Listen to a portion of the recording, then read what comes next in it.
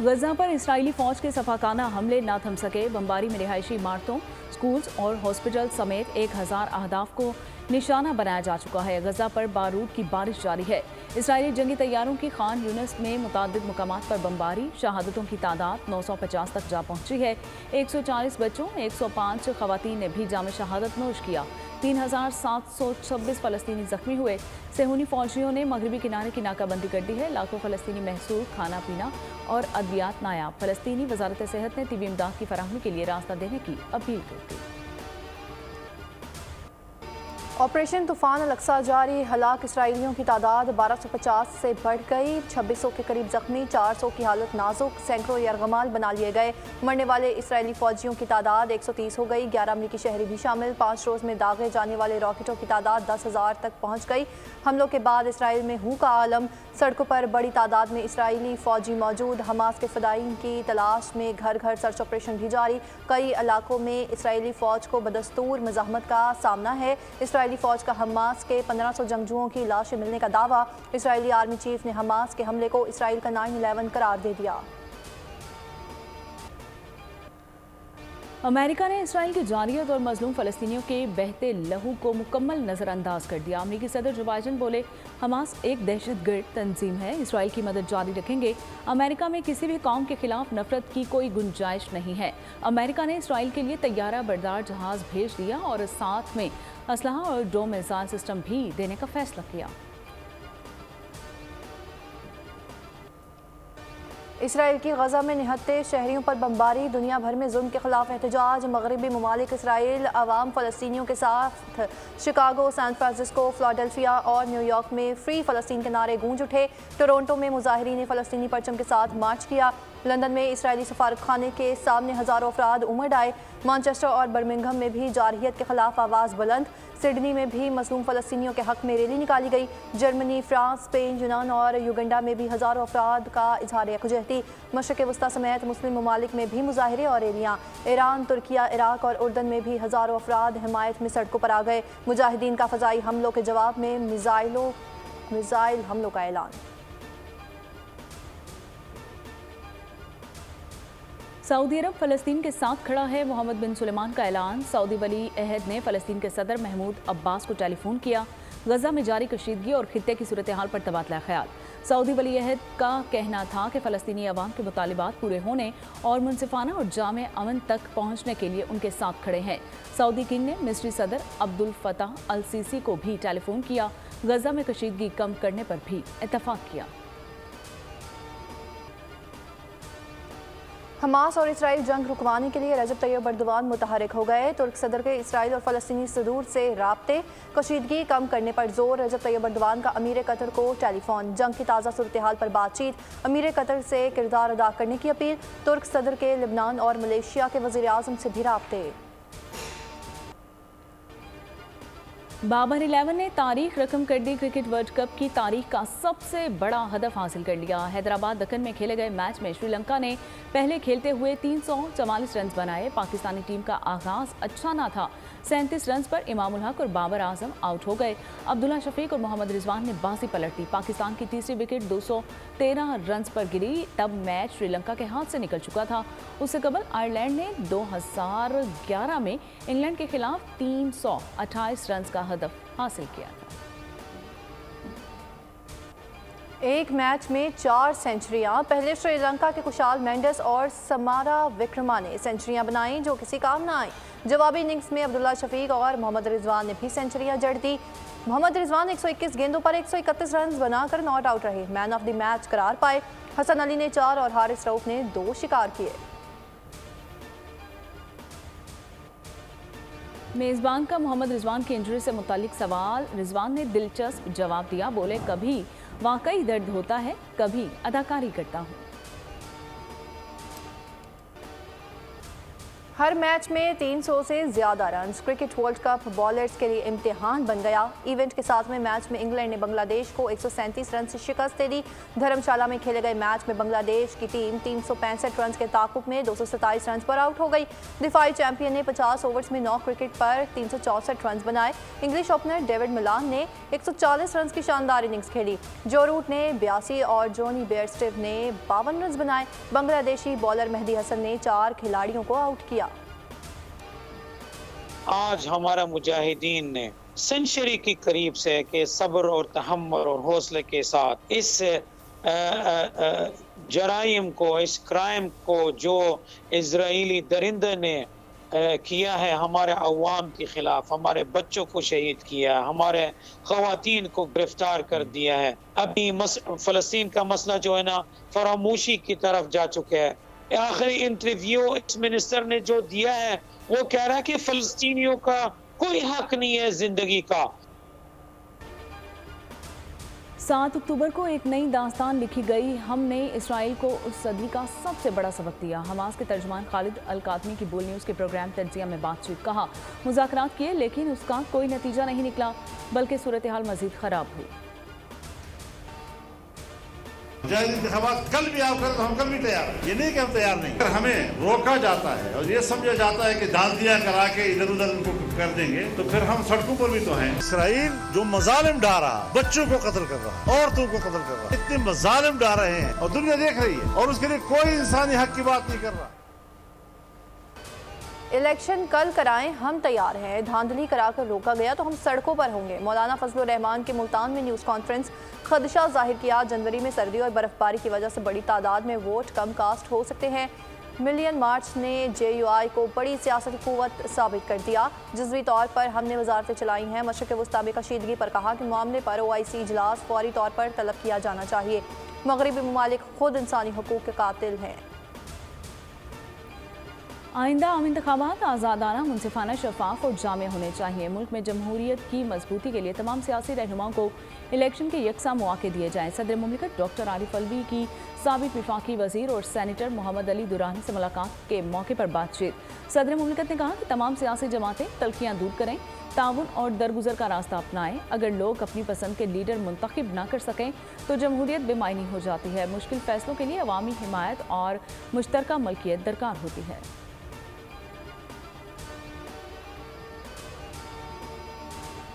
नवाज शरीफ की वतन वापसी के लिए दुबई से खुसूसी तैयारा बुक करवा लिया गया। ज़राए का कहना है कि साबिक वज़ीर आज़म की स्पेशल फ़्लाइट में तकरीबन 150 अफराद की गुंजाइश है। साबिक वज़ीर आज़म आज लंदन से सऊदी अरब जाएंगे, 1 हफ्ता क़याम करेंगे। 17 या 18 अक्टूबर को दुबई पहुँचेंगे। शहबाज शरीफ कहते हैं 21 अक्टूबर से मायूसियों के बादल छटना शुरू हो जाएंगे। नवाज शरीफ का साथ देने का मतलब पाकिस्तान की खुशहाली है। मज़ीद कहा 21 अक्टूबर को घरों से निकलें और पाकिस्तान की मुआशी तरक्की के मामार का भरपूर इस्तकबाल करें।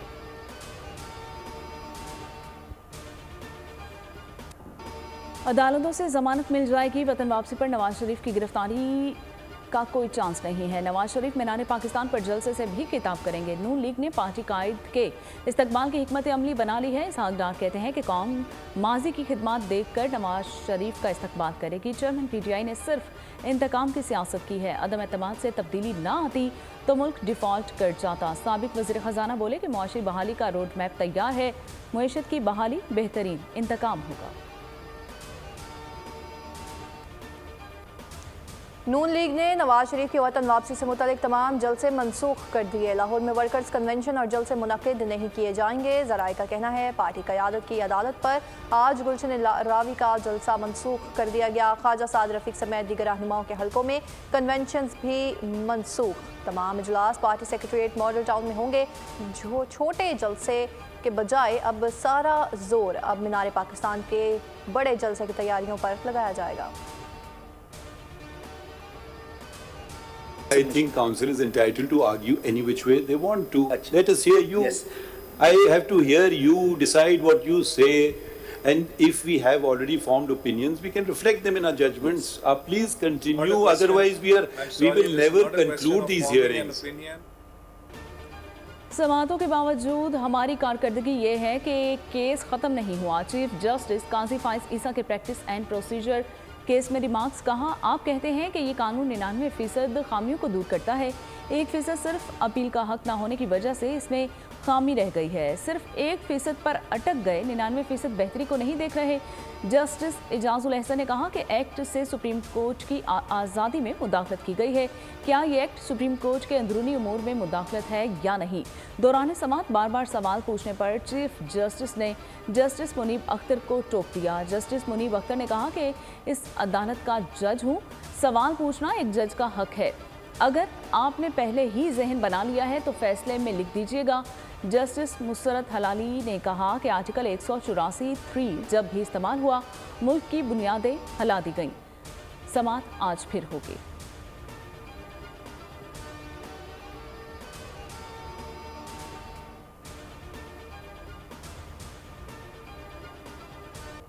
रियासती इदारे हुकूमत और अवाम की तरक्की के लिए मुत्तहिद हैं। निगरान वज़ीर आज़म अनवारुल हक आकर की बलोचिस्तान एपेक्स कमेटी के इजलास में गुफ्तगू।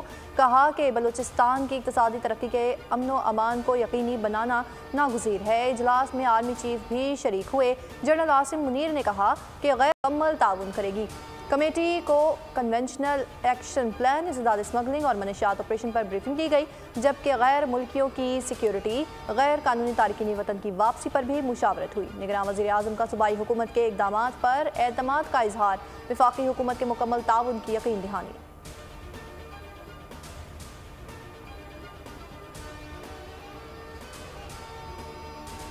गैर कानूनी तौर पर मुकीम तमाम गैर मुल्कियों को पाकिस्तान छोड़ने में 20 दिन बाकी।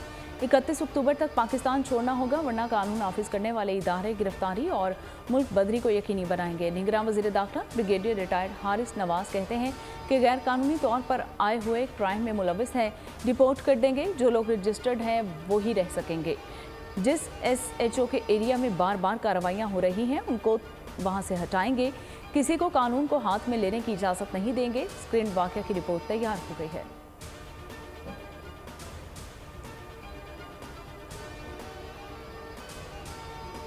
वतन अजीज़ को दहशतगर्दों से पाक करने का मिशन जारी है। सिक्योरिटी फोर्सेस के 2 मुख्तलिफ ऑपरेशन में 2 दहशतगर्द हलाक हुए। डेरा इस्माइल खान के इलाके कराची में खुफिया इतलात पर कार्रवाई के दौरान फायरिंग के तबादले में अकरम नामी दहशतगर्द मारा गया है, जबकि दहशतगर्द अकरम सिक्योरिटी फोर्सेस पर हमलों, पुलिस स्टेशन, हथियार और रोड़ी पुलिस चेक पोस्ट पर हमलों में भी मुलविस था। ISPR के मुताबिक शुमाली वज़ीरिस्तान के इलाके मिरान शाह में सिक्योरिटी फोर्सेस से फायरिंग के तबादले में एक दहशतगर्द हलाक हुआ है, जबकि हलाक दहशतगर्द से हथियार और गोलियां भी बरामद हुई हैं। मकामी आबादी की सिक्योरिटी फोर्सेस के ऑपरेशन की हमायत और ताउन की यकीन दहानी।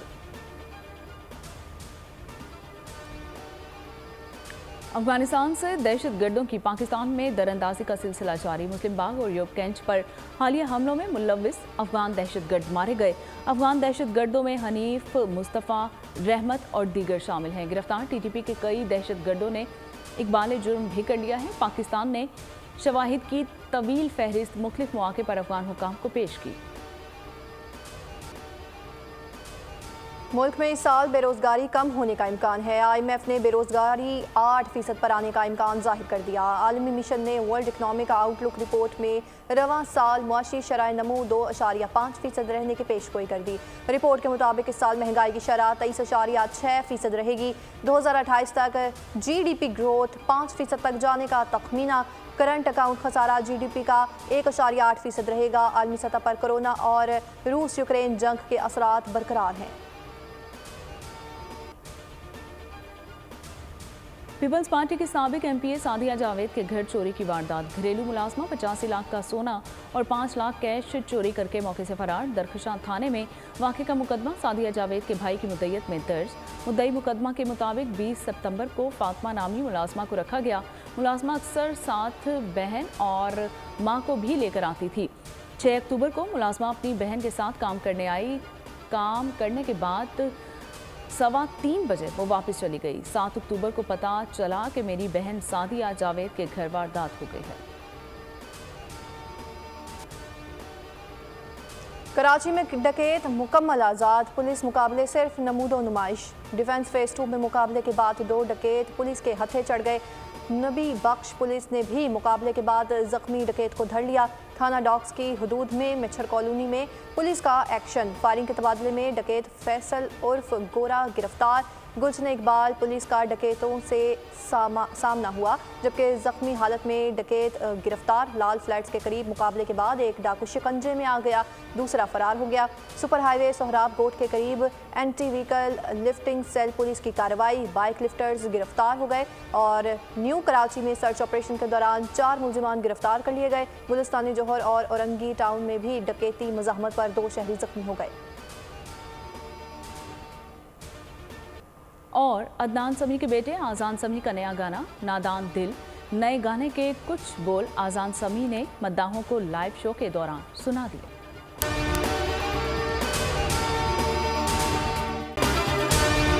अगर आपको ये वीडियो पसंद आई है तो हमारे चैनल को सब्सक्राइब कीजिए और बेल आइकन को प्रेस कीजिए। सब्सक्राइब करें और बेल दबाएं ताकि कोई खबर रह न जाए।